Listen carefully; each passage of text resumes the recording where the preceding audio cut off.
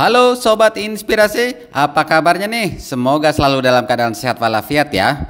Masih ingatkah dengan hasil liputan investigasi kami ke Desa Madia Kecamatan Bawo dalam rangka klarifikasi pernyataan Bang Firdaus Wibowo langsung ke pihak keluarga dan juga Ketua Majelis Adat Desa Madia yang sudah tayang di YouTube kami beberapa waktu lalu?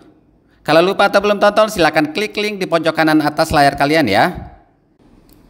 Ya, kami pernah berjanji akan ada part 2 di mana kami melakukan investigasi pada sisi lain, yaitu langsung ke Museum Samparaja di mana di sana terdapat naskah-naskah kuno Kesultanan Bima dan juga langsung ke makam para sultan yang berada di Masjid Sultan Muhammad Salahuddin Bima. Dan lebih spesifik, tujuan kami datang adalah untuk mengklarifikasi 3 pernyataan Bang Firdaus Wibowo. Yang pertama adalah pengakuan bahwa Sultan Ismail memiliki istri bernama Maria yang tinggal di Desa Madia, Kecamatan Bawo, yang sudah kami kupas juga dalam video part pertama. Namun di part 2 ini dari versi yang berbeda tentunya. Lalu yang kedua adalah ia menyatakan bahwa makam Sultan Ismail sejatinya berada di Desa Madia, Kecamatan Bawo, yang oleh alasan tertentu dipindahkan ke Masjid Sultan Muhammad Salahuddin Bima. Terkait pernyataan Ratna juga katanya Sultan Ismail Muhammad saya itu nggak pernah dimakamkan di Bawo. Oke. Saksi kuncinya keluarga saya waktu pemindahan makam.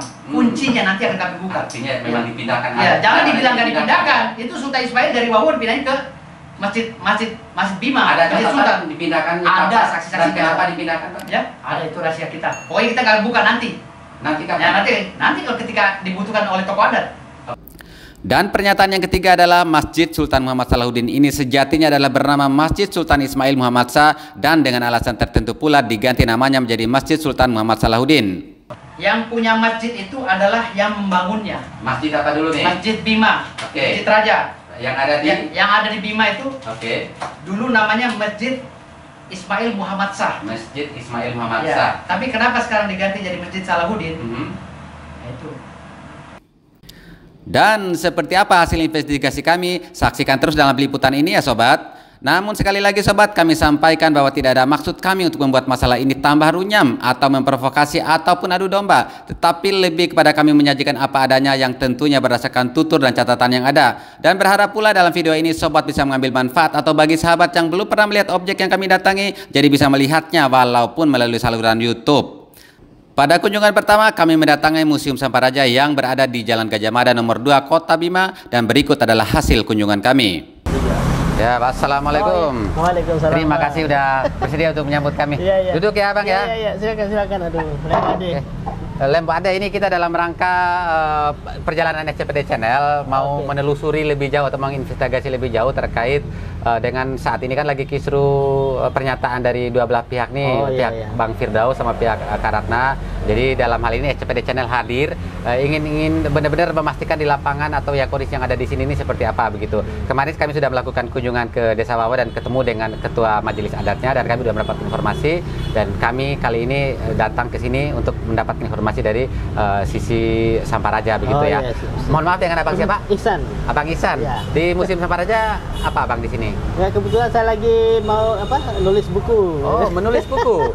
Terkait Kesultanan abad ini sih, abad 17. Kesultanan abad ke-17. Ya, tafsir Bos Ajikainya. Baik, berarti bisa dipastikan pada saat nanti kami ke dalam minta ditemani dan minta penjelasan Abang bisa memastikan bisa gitu ya. Artinya apa yang Abang sampaikan mungkin sesuai dengan apa yang mungkin Abang pelajari ya. Oh iya. Kesehariannya ada di mana Bang? Kalau saya sih di media lah. Di media ya? Media apa? CNN. Oh CNN. Dari media CNN sobat. Jurnalisnya atau Jurnalis. Pemiliknya? Jurnalis lah, CNN Indonesia. CNN Indonesia ya. CNN Indonesia yang ada di sini. Bima ya, saya Bima dong. Oke, siap. Terima kasih. Mari kita ke dalam kali ya. Iya. Oke.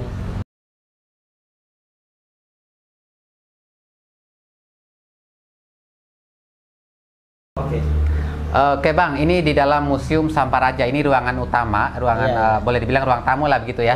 Ini dipajang berbagai benda koleksi ya. Almarhumah. Koleksi almarhumah Hajah Siti Mariam. Oh, beliau adalah keturunan dari Putri Sultan Salahuddin yang mendiami rumah ini. Ini sebenarnya rumah kediaman beliau atau apa Bang?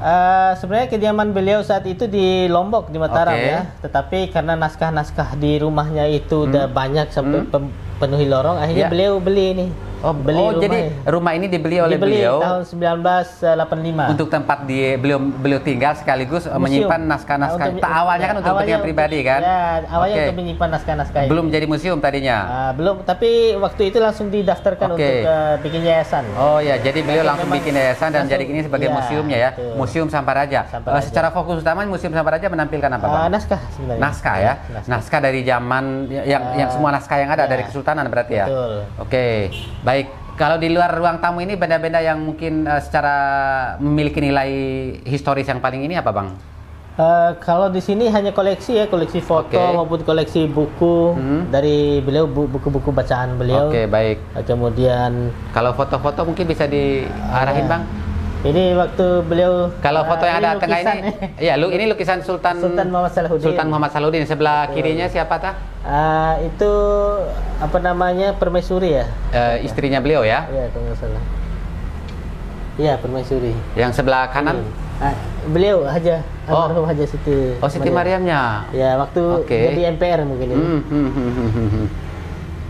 Oke, geser ke sini. Kali ini piagam-piagam, catatan-catatan pribadinya ini ya. Ya, bahan buku-buku bacaannya ya. Baik. Kalau sultan-sultan di luar Sultan Salahuddin ada ya punya dokumentasinya nggak, Bang, di sini? Fotonya? Nggak ada. Kalau Sultan Ibrahim di ASI. Di ASI ada ya. Sultan Ismail nggak ada? Belum ada foto. Belum ada dokumentasi zaman itu ya. Belum ada foto ya. Oke, kita ke ruangan dalam ya. Silakan.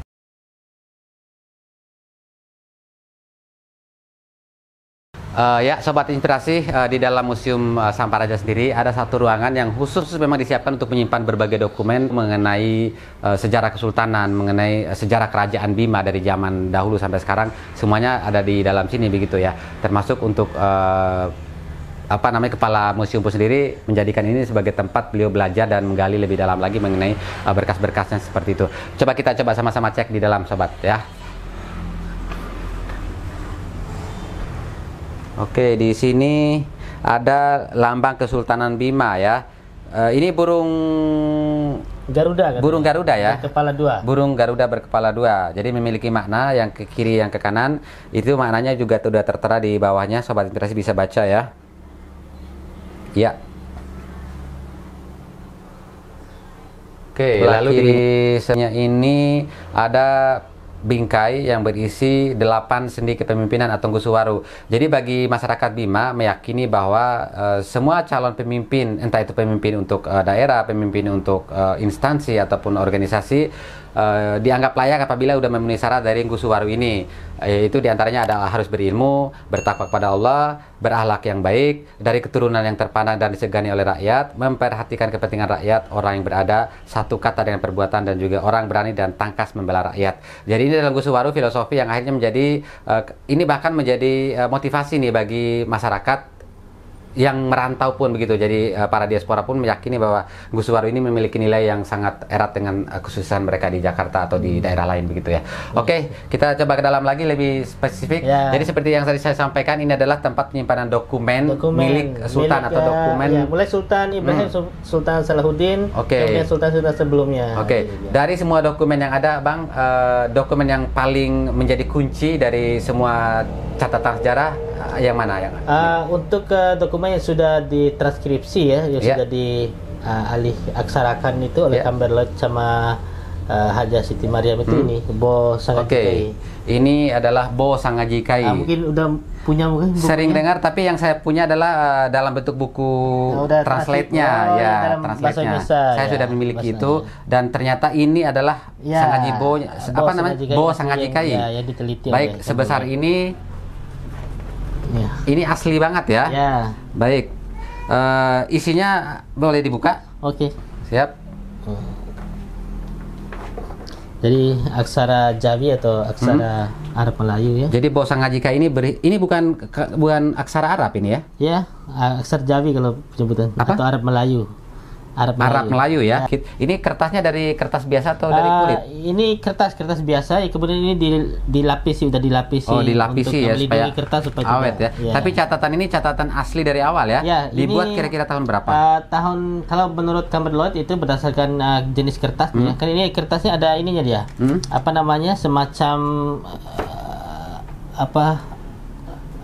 istilahnya itu penandanya gitu, penandanya bahwa ini kertas dibuat. Jadi bisa dikenali tahun berapa dibikinnya ya? Oleh perusahaan apa itu. Oke, ada ya? Ya, ada. Tahun berapa akhirnya dinyatakan di watermark ini sekitar 800. Kalau perusahaannya itu abad 18. Perusahaan yang produk kertasnya. Hingga tahun 1830-an. Kalau perusahaannya itu. Lalu jadi pembuatannya sekitar tahun segitu. Tahun 1830-an kalau menurut Oke. Berarti itu dibuat jadi diisi kertas-kertas ini. Ini itu kan tadi tanggal produksi kertas. Kalau diisi sendiri oleh penulisnya? Ya, pada masa Sultan Ismail sampai terakhir dalam pencatatannya Sultan Abdullah atau Sultan Abdul Aziz itu. Baik. Nah, tetapi catatan-catatan yang ada di dalam Bos JK ini menyangkut peristiwa-peristiwa abad 17 juga. Oke, berarti isinya kurang lebih semua kejadian atau peristiwa pada abad ke-17 ya. 17 ada. Setelah masa Kesultanan berarti ya. Ya. Oke.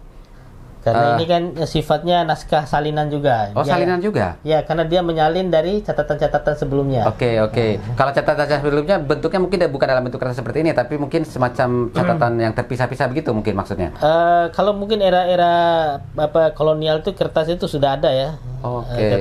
Tapi catatan asli tadi nggak ada ya di sini ya? Nggak ada karena ada yang terbakar kemudian. Baik. Jadi sistem penyalinan naskah di Kesultanan Bima itu termasuk rapi. Ya. Jadi ketika menulis seperti ini dia punya salinannya, rangkapannya. Baik.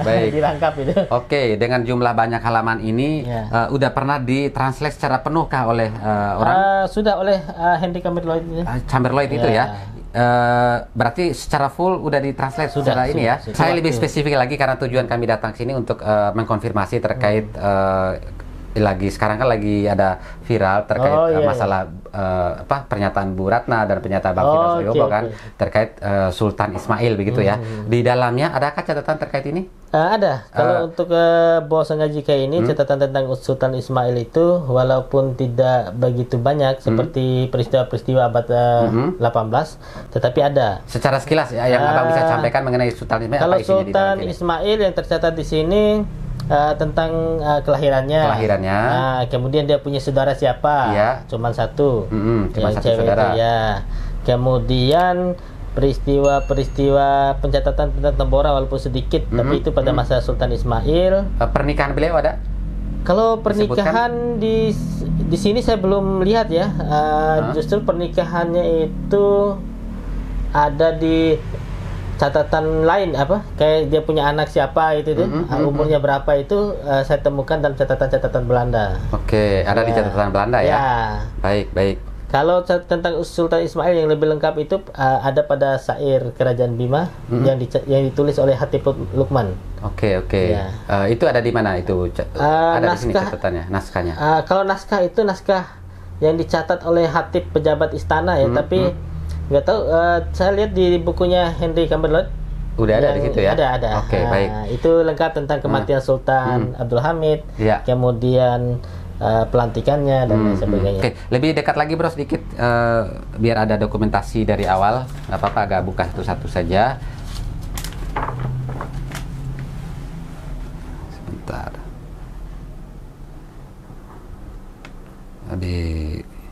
Dibukain satu-satu bang. Oke. Bentar dulu. Oke. Sip. Udah. Nah, jadi kertasnya udah seperti ini dia. Oke. Jadi oleh Museum Nasional, arsip itu membantu Museum Samparaja untuk mengawetkan kertasnya. Udah dilapisi supaya awet ya. Tidak dimakan rayap, tidak dimakan soalnya untuk umur-umur kertas seperti ini dia patah dia. Jadi nggak sobek tapi patah. Betul.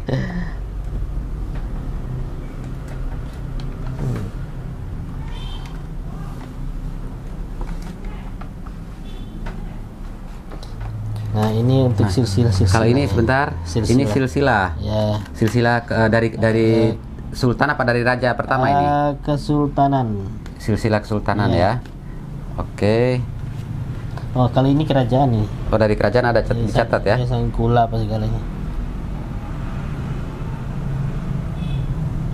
Ya. Nah ini baru dia kesultanan. Jadi pencatatan silsilahnya seperti ini dia. Penarikan garisnya ini ke. Oh ini saya pernah lihat ada di berbanyak di salin juga di sana ya. Ya. Ada yang bisa abang ceritakan dari sini? Bisa bapak abang baca nggak? Ini yang berat Pak. Nggak apa-apa, nggak usah di ini. Iya. Oke. Bukan epigraf. Yakin nih bang bisa ditranslate semua ini bahasa begini? Oleh Kamber Laut Semana itu sudah ini. Mereka beliau memang paham bahasa Iya, memang Arab kalau Melayu di nih. Kamber Laut itu memang peneliti naskah-naskah Melayu. Baik. Berapa halaman tadi? 30. Ini udah halaman 24.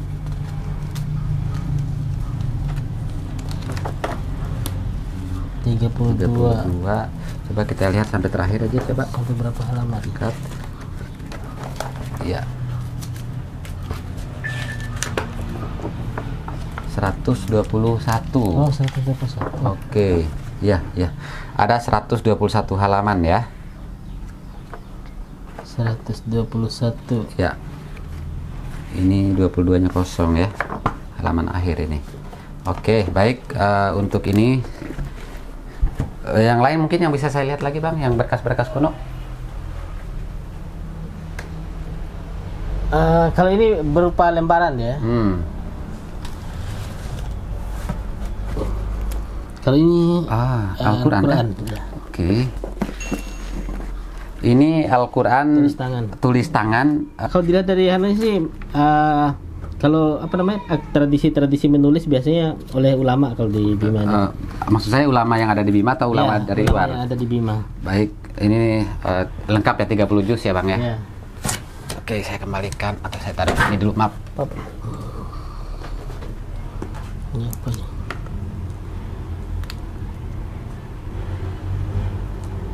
Lebih dekat yuk. Rata-rata tulis tangan semua. Ya. Semuanya berbahasa Arab Melayu ya? Iya, Arab Melayu. Baik, di sini nih banyak kali buku-buku kecil yang memang peninggalan dari zaman Kesultanan seperti ini. Ada yang berupa Al-Quran dalam bentuk mini, ada juga seperti ini yang ditulis tangan, Sobat Inspirasi. Oke. Bahkan ada juga yang masih dalam bentuk lembar-lembar. Tapi secara penelitian ini udah dilakukan penelitian semua nih, Bang? Kalau untuk yang lainnya belum. Oh, ini yang belum? Nah, jadi penelitian itu baru hanya pada Bo saja. Oke. Ya, kalau yang lain itu belum. Termasuk ini belum. Banyak sekali yang ini, belum ya? Belum. Baik, ini, coba maaf, bentar, biar saya kasih ini. Sobat Inspirasi, ternyata di Museum Samparaja ini masih menyimpan dokumen-dokumen kuno yang oleh peneliti ataupun oleh generasi masih belum ditranslate, masih belum diteliti lebih jauh begitu ya. Seperti ini berkasnya yang kita juga nggak tahu ini apa isinya. Jadi yang diteliti oleh peneliti seperti yang tadi adalah kitab Bo Sangajikai oleh Chamberlain. Sementara ini masih dalam dipisahkan seperti ini, masih lembar per lembar nih. Ya, mudah-mudahan selamatkan untuk supaya tidak robek aja. Baik, mudah-mudahan kita berharap ada generasi di luar sana, generasi Bima khususnya yang punya ketertarikan untuk meneliti dokumen-dokumen ini secara lebih detail dan lebih dalam supaya generasi lain bisa juga mengetahui atau bisa memastikan atau bisa tahu ceritanya ya, apa makna di balik dokumen-dokumen ini. Ya mungkin ada aja sejarah yang terselip, sejarah yang mungkin belum terungkap tapi terungkapnya di dalam sini ya. Oke, Abang Diri ada peneliti, ada niat untuk meneliti ini? Kalau saya kan nggak bisa bahasa ini ya. Oke, keterbatasan bahasa berdasarkan baik. yang sudah ditranskript saja dokumen. Oke, saya kembalikan. Jadi ini banyak sekali dokumen yang seperti ini. Di sini atas juga sini, di sini juga ada sobat. Juga ada. Baik. Di rak-rak sini juga ternyata masih menyimpan berkas-berkas lama. Nih. Masya Allah. Lembaran-lembaran. Boleh. Ini dari kelihatan dari ininya Sobat Inspirasi udah sangat rapuh ya, udah tua. Jadi agak harus memang ekstra hati-hati, jangan sampai robek ya, karena gampang sekali untuk patah. Saya boleh coba angkat salah satu yang agak mudah, mungkin yang paling atas. Maaf, iya. Nih, sebagian ini seperti kena rayap ya, Bang ya. Oke. Baik. Ini catatan-catatan semua nih. Menurut ya gimana ya, kita dengan lihat kondisi yang kayak gini nih sobat, memang perlu tempat yang mungkin bisa lebih ini lagi kayaknya mungkin lebih layak kali ya, supaya ini benar-benar terjaga dan aman gitu, jangan sampai kena rayap segala macam, atau mungkin ada teknologi yang bisa diadopsi gitu Bang ya. Kalau ini pada penyimpanan sebelum ini ya, jadi sebelum ini ya dalam kondisi yang sebelumnya. Jadi untuk kondisi yang saat ini alhamdulillah udah dibuat senyaman mungkin supaya tidak ada rayap ya. Oke, baik. Udah ruangan ber-AC on terus berarti ya? Ya, on terus. Alhamdulillah. Oke. Nih sobat inspirasi, benar-benar nih dalam kondisi sebelum diselamatkan di sini udah dalam kondisi seperti ini, hampir rusak ya begitu. Ini harus pelan-pelan, hati-hati. Ini kitab-kitab fikih. Kitab-kitab fikih dari zaman Sultan Salahuddin. Oke, baik, zaman Sultan Salahuddin ya. Jadi Sultan Muhammad Salahuddin itu ketika mendelegasikan pemuda Bima untuk belajar di Jawa maupun di Mekah, jadi beliau selalu menitip untuk beli kitab. Oke, dan ini adalah salah satu dari sekian banyak kitab yang mungkin diarahkan ya. Fikih yang beliau beli ya. Baik. Melalui pemuda-pemuda yang. Bang, nggak apa-apa secara spesifik lagi masuk nih terkait yang tadi saya tanyakan mengenai Sultan Ismail. Kalau nggak apa-apa saya tanya sepengetahuan Abang aja. Kalau kondisinya saat ini kan Bang Firdaus mengklaim bahwa bagian dari keturunan Sultan Ismail, sementara Kak Dewi menyatakan tidak ada Sultan Ismail memiliki keturunan di luar yang ada tercatat di dalam kitab begitu. Abang sendiri melihatnya gimana itu Bang? Jadi kalau Sultan Ismail sendiri kan naik tahta kalau setelah letusan Tambora ya. Setelah letusan Tambora. Kalau secara klaimnya Firdaus memang ya tidak mungkin itu, karena kalau beliau menyampaikan setelah letusan Tambora, kemudian istrinya Sultan Ismail yang dikatakan sebagai permaisuri itu yang memiliki 7 anak itu meninggal. Nah, Sultan Ismail sendiri lahir tahun 1797. Ketika letusan Tambora usia beliau sekitar 17 tahun atau ya sekitar 19 tahunan. Kalau usia segitu atau setelah itu agak 1820 istrinya meninggal, lantas tahun berapa Sultan Ismail itu menikah dan punya anak 7 orang itu gitu? Usia masih 17 ya. Iya. Berarti masa usia 8 tahun atau 5 tahun udah punya anak kan gitu kan. Baik. Dari secara logika seperti itu. Kemudian Sultan Ismail sendiri, kalau saya lebih banyak membaca dari catatan-catatan luar seperti catatan Belanda yang saat itu. Jadi ada beberapa sih catatan Belanda seperti ketika Renward datang ke Bima tahun 1821, kemudian dilanjutkan ada perjalanan catatan peneliti lain 1831, kemudian 39, Zollinger 47 dan lain sebagainya. Itu pada masa-masa berkuasa Sultan Ismail. Betul. Jadi ada juga salah satu catatan itu yang menyatakan bahwa Sultan Ismail itu menikahnya memang agak cepat, telat menikah ya. Ya, mungkin menunggu dewasa anaknya Sultan Raja Bicara mungkin, karena anaknya Raja Bicara sendiri lahir tahun 1805 gitu kan. Jadi menunggu dewasanya itu mungkin untuk menikah. Baik, berarti klaim yang ada di Bang Firdaus menurut catatan yang mungkin Abang baca, Abang juga berbicara berdasarkan catatan yang Abang pernah baca ya. Bukan pendapat personal ya. Bukan. Baik, dipastikan itu tidak ada di dalam catatan ya. Tapi masalah kebenaran dan nggak benarnya itu kita tidak masuk dalam saya menghakimi, tidak berani menyatakan bahwa itu tidak pernah ada atau tidak ada, tetapi berdasarkan catatan itu nggak ada gitu. Clear berdasarkan catatan ya sobat ya. Dari sini kami mendapatkan informasi yang sama persis dengan apa yang pernah disampaikan oleh Dewi Ratnamulisa dalam podcast kami beberapa waktu lalu, bahwa tidak ada dalam catatan yang menyatakan bahwa Sultan Ismail menikahi perempuan bernama Maria yang tinggal di Desa Maria, Kecamatan Wawo. Tentunya ini bertolak belakang dengan apa yang disampaikan oleh Bang Firdaus dan juga Ketua Majelis Adat Desa Maria, M. Hasan Haji Abu Bakar BA. Untuk link video podcast kami dengan mereka silakan cek kolom deskripsi ya sobat. Lalu berikutnya kami mengunjungi Masjid Sultan Muhammad Salahuddin yang di depannya terdapat makam para sultan dan juga keluarganya, dan berikut adalah hasil kunjungan kami.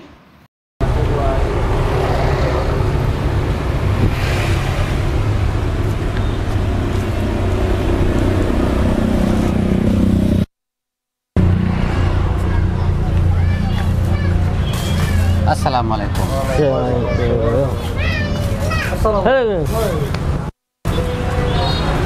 Moto kang ampu, malda mais poro.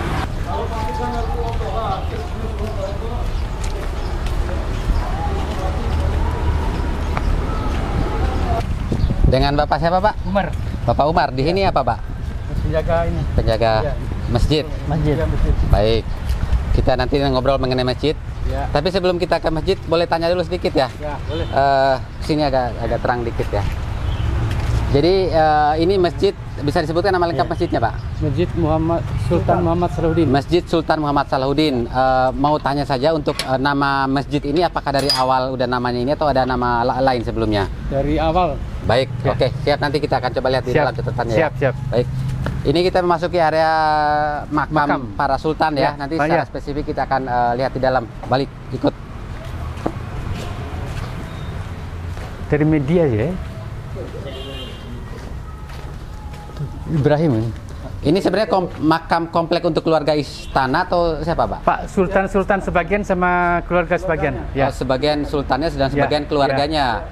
Yang sultan yang mana aja, Pak? Nih. Iya, sini Boleh. Sultan semua ya. Oke, nggak apa-apa, agak sorot ke sini ntar, Ya. Bro. Ini Ini. Akarau. Baik. Sultan Seraga. Ini Sultan Ibrahim, Ya. Sultan Abdullah ke-13, Sultan Abdul Abdul Hamid. Hamid. Orang Baik. tua dari Sultan Ismail. Itu yang bermasalah. Baik. Polemik itu.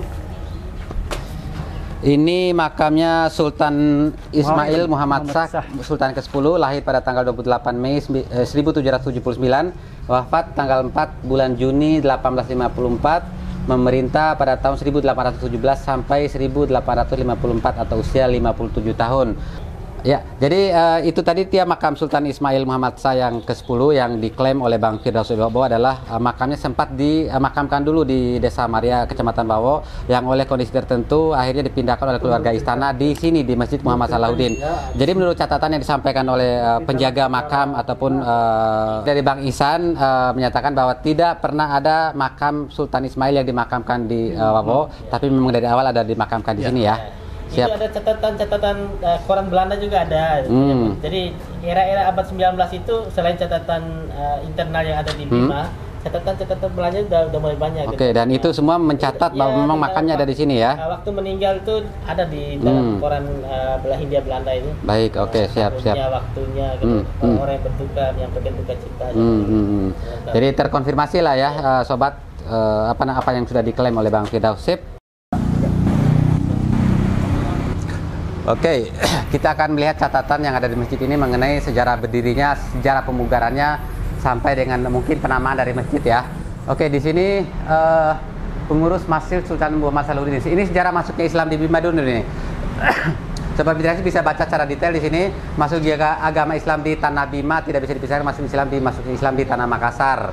Dalam buku catatan sejarah tercantum tahun kedatangan Mubalik Islam di Bima adalah tahun 18 Hijri atau 1609 Masehi ya. Hijratun Nabi Muhammad SAW 1018 tahun ketika itu masuk Islam di Bima oleh Datu di Banta dan Datu di Tiro dan kala zamannya Raja Lakai atau Sultan Abdul Qahir. Oke, secara detail sobat bisa baca. Ini sejarah masuknya Islam di Bima. Lalu Itu di lambangnya, papan berikutnya. Lambang sebelah Oke, ujung sana. baik. Nah, ini ada sejarah dibangunnya Masjid Sultan Salahuddin. Dibangun pada tahun 1187 Hijriah atau 1703 Masehi oleh Sultan Bima yang ke-8 Sultan Abdul Qadim Jil'ul Fil Alam yang bergelar Sangaji Mawa Ataho tahun 1791 sampai 1773. Dilanjutkan pembangunannya sampai dengan tahun 1780 Masehi oleh putra Sultan Bima ke-9 Sultan Abdul Hamid Muhammad Shah yang bergelar Sangaji Mantau As-Sisanu.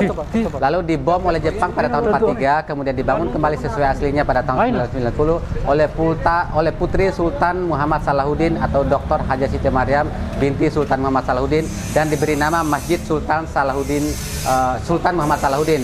Artinya kalau dari catatan ini tidak tercantum bahwa masjid ini sebelumnya bernama Masjid Sultan Ismail, tapi diberi nama ini pada saat dipugar oleh Ibu Siti Maryam pada tahun 1990 ya, setelah tadinya dibom oleh Jepang pada tahun 1943. Oke, ini sejarah yang bisa kami tunjukkan pada sobat Interaksi supaya tidak ada kesalahpahaman ya.